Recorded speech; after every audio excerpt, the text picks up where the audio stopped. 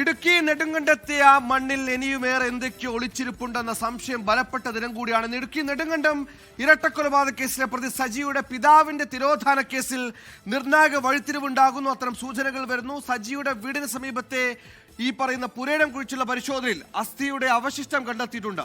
2018 സജിയുടെ പിതാവ് മാത്യുവിനെ കാണാതായത്. പിതാവിനെയും സജി തന്നെ കൊലപ്പെടുത്തുന്ന ആരോപണമടക്കം സംശയമടക്കം ബലപ്പെടുന്നതിനിടെയാണ് പുരയിടത്തിൽ നിന്ന് പുതിയ അസ്ഥി കണ്ടെത്തുന്നത്. നേരത്തെ അമ്മയും ജ്യേഷ്ഠനെയും തല്ലിക്കൊന്ന് കുഴിച്ചിട്ട കേസിൽ റിമാൻഡിലായ സജി ഇതുമായി ബന്ധപ്പെട്ട കേസ് പുരോഗമിക്കുന്നതിനിടെ അന്വേഷണം തുടരുന്നതിനിടെയാണ് അതേ പുരയിടത്തിൽ വീണ്ടും ഒരു അസ്ഥി കണ്ടെത്തുന്നത്.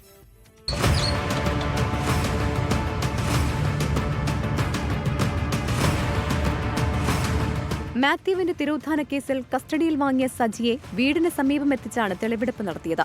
അമ്മയെയും സഹോദരനെയും മറവ് ചെയ്ത സ്ഥലത്തിനോട് ചേർന്ന് മറ്റൊരു കുഴി മുമ്പെടുത്തതായി സജി പറഞ്ഞതിന്റെ അടിസ്ഥാനത്തിലായിരുന്നു പരിശോധന.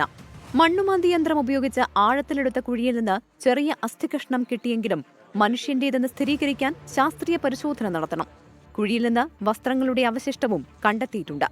2018 മാർച്ചിലാണ് മാത്യുവിനെ കാണാതായ കേസ് നെടുങ്കണ്ടം പോലീസ് രജിസ്റ്റർ ചെയ്യുന്നത്.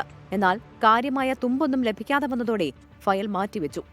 അമ്മയെയും സഹോദരനെയും കൊന്നു കുഴിച്ചുമൂടിയെന്ന് സജി സമ്മതിച്ചതിന് പിന്നാലെയാണ് മാത്യുവിന്റെ തിരോധാനവും വീണ്ടും അന്വേഷിക്കാൻ തീരുമാനിച്ചത്. എന്നാൽ മാത്യുവിനെ കൊലപ്പെടുത്തിയെന്നോ മറവ് ചെയ്തിട്ടുണ്ടെന്നോ സജി ഇതുവരെ സമ്മതിച്ചിട്ടില്ല. വിശദമായ അന്വേഷണം ഈ കേസിൽ നടത്താനാണ് പോലീസിന്റെ നീക്കം.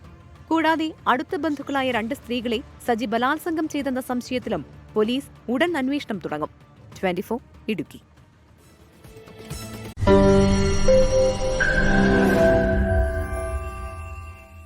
ലോകത്തെവിടെയായാലും ഏത് സമയത്തും 24 വാർത്തകളും ഓഗ്മെന്റഡ് റിയാലിറ്റി പാക്കേജുകളും എക്സ്പ്ലെയിനറുകളും വിശദമായി കാണാൻ ഞങ്ങളുടെ യൂട്യൂബ് ചാനൽ നിങ്ങൾക്ക് സബ്സ്ക്രൈബ് ചെയ്യാം.